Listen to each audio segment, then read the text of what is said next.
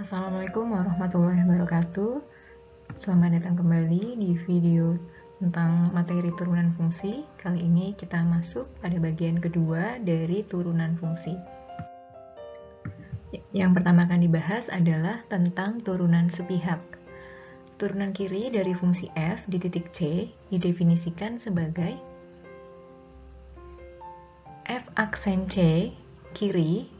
Jadi turunan fungsi f dari sebelah kiri sama dengan limit fx min fc dibagi x min c untuk x mendekati c dari sebelah kiri. Sedangkan turunan kanan dari fungsi f di titik c didefinisikan sebagai f aksen c kanan dari turunan kanan dari fungsi f terhadap c sama dengan limit fx min fc dibagi x min c untuk x mendekati c dari sebelah kanan bila limit ini ada. Jadi fungsi f dikatakan punya turunan atau diferensiabel di c atau f aksen c ada jika turunan kirinya sama dengan turunan kanan ya. Jadi turunan f terhadap c di sebelah kiri sama dengan turunan f terhadap c dari sebelah kanan, atau turunan kirinya sama dengan turunan kanan. Dan f aksen c sama dengan f aksen c dari sebelah kiri sama dengan f aksen c dari sebelah kanan. Sebaliknya, f dikatakan tidak punya turunan di c jika turunan kirinya tidak sama dengan turunan kanan, atau turunan fungsi f terhadap c dari sebelah kiri tidak sama dengan turunan fungsi f terhadap c dari sebelah kanan. Selanjutnya diketahui fx sama dengan x kuadrat min x plus 3 untuk x kurang dari 1, kemudian 1 plus 2 akar x untuk x lebih dari sama dengan 1. Selidiki apakah fx diferensiabel di x sama dengan 1. Jika iya, tentukan f aksen 1. Penyelesaiannya, ya, kita cari dulu apakah turunan kirinya sama dengan turunan kanan. Ya, kita hitung dulu turunan kiri ya. Berarti f aksen 1 dari sebelah kiri sama dengan limit fx min f1 per x min 1 untuk x mendekati 1 dari sebelah kiri. Berarti karena dari sebelah kiri kita pilih fungsi yang pertama, yaitu x kuadrat min x plus 3. Ya, fx-nya kita ganti dengan fungsi yang pertama, sehingga hasilnya menjadi seperti ini, dikurangi f1. Ya, f1 berarti, ya, jadi diulangi, di sini fx-nya, karena x-nya mendekati 1 dari sebelah kiri, kita pilih fungsi yang pertama. Kemudian untuk f1, kita pilih fungsi yang kedua, karena di sini kita ambil yang x lebih dari sama dengan 1. Ya, sehingga untuk memasukkan x sama dengan 1, kita substitusikan ke fungsi yang kedua. Kemudian kita hitung sebagaimana mestinya. Ya, sehingga hasilnya adalah x kuadrat min x per x min 1. Kemudian kita faktorkan. Ya, diperoleh hasilnya adalah 1. Selanjutnya kita cari yang b, yaitu turunan fungsi di sebelah kanan dengan cara yang sama seperti kita menghitung turunan fungsi dari sebelah kiri. Ya, di sini fx-nya kita ambil yang fungsi kedua, f1 juga kita ambil fungsi yang kedua. Kemudian dihitung, ya, hasilnya adalah seperti ini. Masih bisa dicoret ya. Ya, hasilnya juga 1. Ya, kita lihat bahwa turunan fungsi di sebelah kiri dan kanan nilainya sama, yaitu sama dengan 1.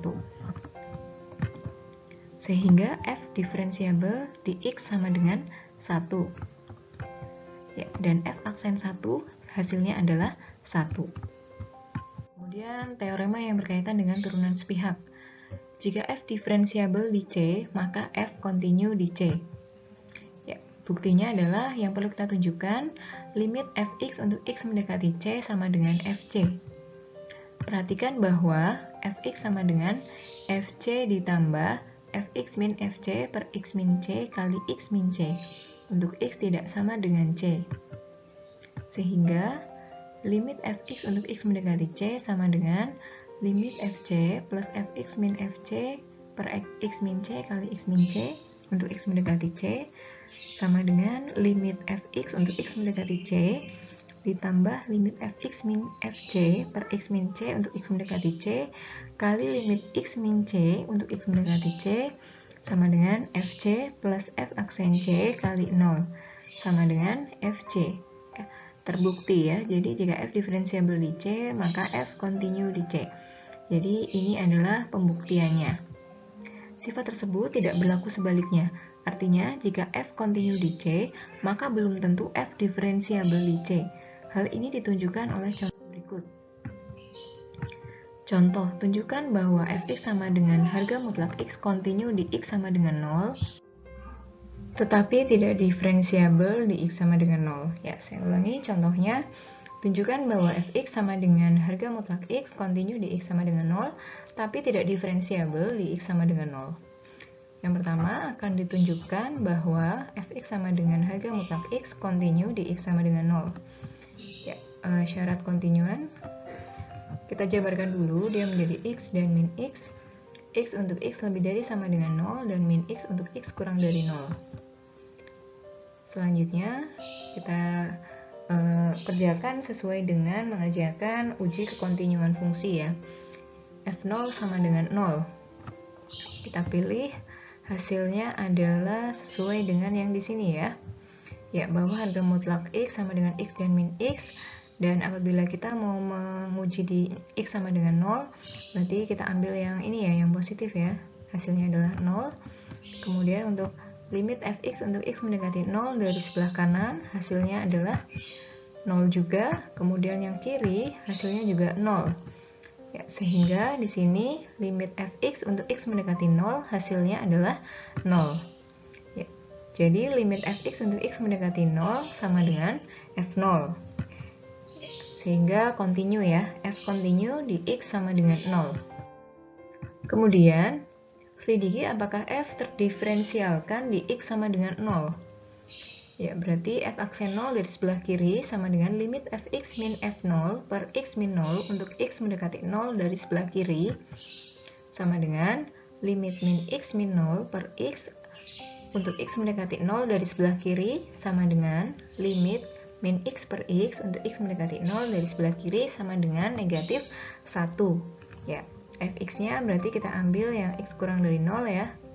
Berarti kita ambil yang fungsi min x, kemudian f0-nya 0, tersisa min 1.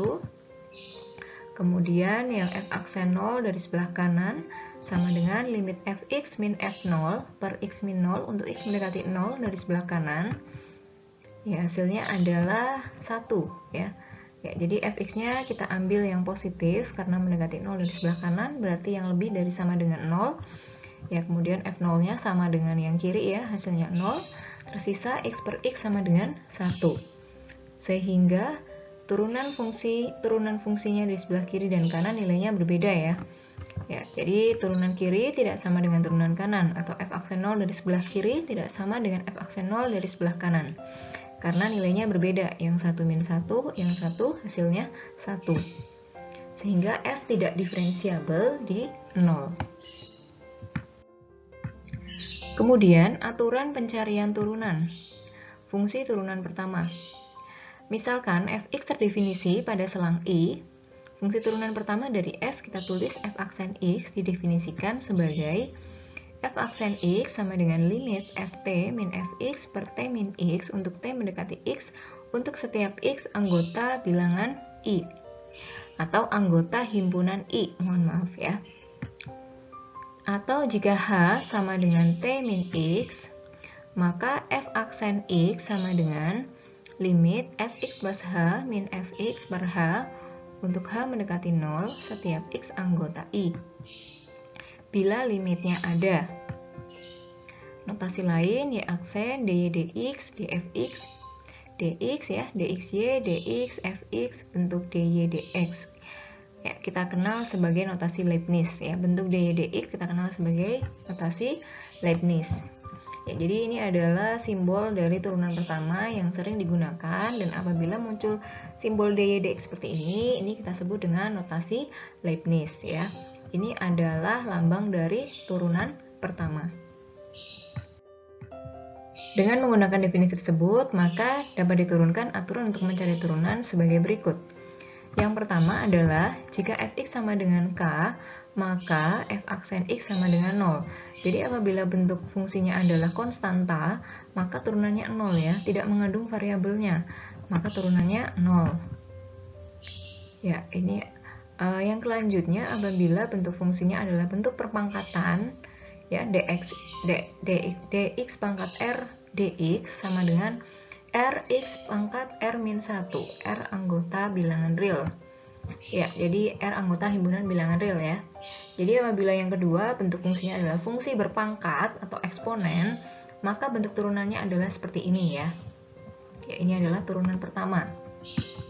Yang ketiga, apabila dia merupakan operasi penjumlahan dua fungsi, ya, dfx plus gx dx, maka turunannya tinggal kita turunkan satu persatu fungsinya dan tandanya menyesuaikan. Begitu pula jika pengurangan ya, ini berlaku untuk penjumlahan dan pengurangan. Sedangkan yang keempat, jika operasinya merupakan operasi perkalian fungsi, maka hasil turunannya adalah f aksen kali gx plus f aksen kali g aksen x, atau biar memudahkan ya, u aksen v plus u v aksen. Ya, biar lebih mudah saja. Kemudian yang kelima, apabila bentuk fungsinya adalah bentuk pembagian fungsi, maka turunannya adalah f aksen x kali gx min fx kali g aksen x per g kuadrat x. Atau kalau fx-nya kita ubah menjadi u, gx-nya jadi v, maka dia bisa ditulis dengan seperti ini, u aksen v kali v aksen u per v kuadrat, gitu ya. Jadi U aksen V min V aksen U per V kuadrat, dengan catatan Gx-nya tidak sama dengan 0, karena kalau penyebutnya 0, hasilnya tidak definisi.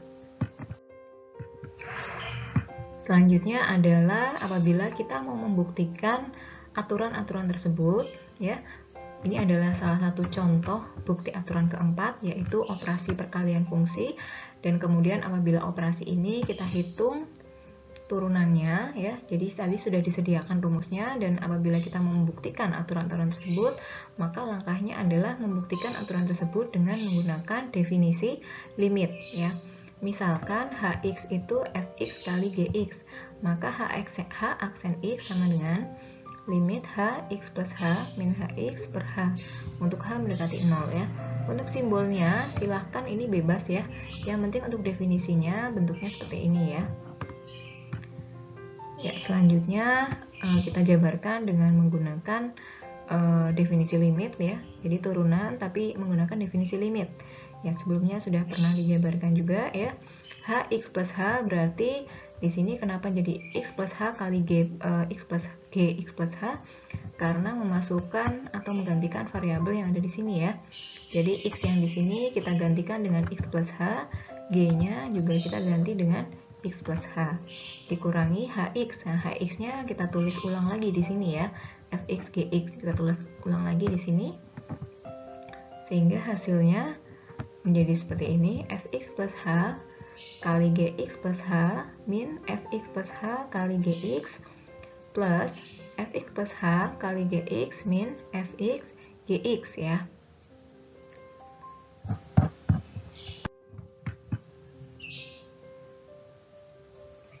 Ya, kenapa di sini muncul bentuk seperti ini? Ini adalah tambahan gitu ya. Ini manipulasi aljabar ya, biar nanti kita mendapatkan bentuk yang kita inginkan. Jadi karena membuktikan, berarti kan kita membuktikan kenapa aturan tersebut benar. Ya, jadi langkah penyelesaiannya kita harus melakukan sedikit manipulasi aljabar atau memunculkan bentuk, sehingga nanti pada akhirnya kita mendapatkan bentuk atau sesuai dengan bukti yang di ini ya, bukti yang dimunculkan di slide ini sebelumnya. Jadi aturan keempat kan tadi sudah ada, nah dibuktikan. Jadi untuk memunculkan hal tersebut kita munculkan bentuk ini ya, sehingga nanti kita mendapatkan bentuk ini ya. Kan sama-sama punya ini fx plus h, ini juga sama, ini juga sama ya, semuanya sama seperti ini, sehingga kita bisa membuat bentuknya menjadi seperti ini. Fx plus H kali Gx plus H min Gx per H plus Gx kali Fx plus H min Fx per H. Ya, sehingga nanti dengan menggunakan sifat limit, maka penulisannya menjadi seperti ini ya. Limitnya bisa kita pisah. Selanjutnya diperoleh bahwa bentuk seperti ini adalah bentuk Fx kali G aksen X plus Gx plus F aksen X. Gitu ya. Jadi ini adalah turunan dari Fx, kemudian ini adalah turunan dari Gx. Ya. Sehingga F aksen X kali Gx tambah Fx kali G aksen X. Ya, terbukti ya. Kemudian yang berikutnya adalah contoh. Tentukan turunan pertama dari Fx sama dengan X pangkat 3 plus 3X kuadrat plus 4. Ya, jawabnya adalah karena di sini operasinya operasi penjumlahan, kemudian di sini mencakup operasi perpangkatan, maka kita gunakan kombinasi ya. Ya, jadi 3 diturunkan saja, X pangkat 3 kurangi 1, 2, plus 3 kali 2X ya. Jadi 2-nya turun, X-nya 2 kurangi 1, plus 4 ya. 4 adalah fungsi konstanta, sehingga di sini hasilnya plus 0. Ya, sama dengan 3X kuadrat plus 6X. Kemudian tentukan turunan pertama dari ini. Ini adalah bentuk perkalian ya. U kali V misalkan ini ya. Kalau memang biar nanti tidak terlalu panjang rumusnya. Misalkan seperti ini ya. Berarti kita hitung dengan menggunakan rumus U aksen V plus U V aksen. Ya, kemudian kita masukkan jadi seperti ini ya. Jadi U-nya diturunkan, 3 turun menjadi X kuadrat ya, 1 turunannya 0, kemudian V-nya kita tulis ulang plus X pangkat 3-nya kita tulis ulang lagi X pangkat 3 plus 1, kemudian V aksen berarti turunan dari fungsi yang kedua yang V ya, 2X plus 2, kemudian kita kalikan 1 per 1 sehingga hasilnya menjadi seperti ini ya, 5X pangkat 4 plus 8X pangkat 3 plus 9X kuadrat plus 2X plus 2. Selanjutnya tentukan turunan pertama dari Fx sama dengan X plus 3 per X kuadrat plus 1. Jawabnya adalah ya, menggunakan rumus yang sama, yaitu U aksen V min V aksen U per V kuadrat ya. Ya, dimana yang ini kita tulis U, fungsi yang pembilang, yang penyebutnya kita tulis V. Lalu tinggal dimasukkan saja X plus 3, X turunannya adalah 1, karena koefisien X adalah 1 ya. Jadi kalau memang pangkatnya 1, maka turunannya adalah koefisiennya. Ya, 1 kali V, V-nya kita tulis ulang, X kuadrat min 1 dikurangi 2X. Berarti turunan dari X kuadrat plus 1 ya. X kuadrat diturunkan menjadi 2X, 1 diturunkan 0 dan tidak ditulis.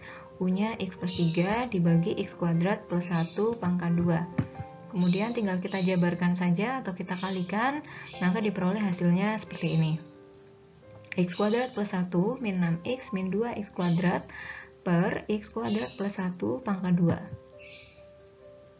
Sehingga hasilnya adalah min X kuadrat min 6X plus 1 per X kuadrat plus 1 pangkat 2. Ya, latihan soal. Tentukan fungsi turunan pertama dari soal-soal berikut. Oke, silakan dikerjakan soal-soal ini untuk menambah kemampuan kalian di materi turunan fungsi. Jadi untuk memeriksa atau mengecek pemahaman kalian tentang materi ini, silahkan ini dikerjakan. Oke, terima kasih sudah menyimak dan belajar dari video ini. Semoga bermanfaat. Wassalamualaikum warahmatullahi wabarakatuh.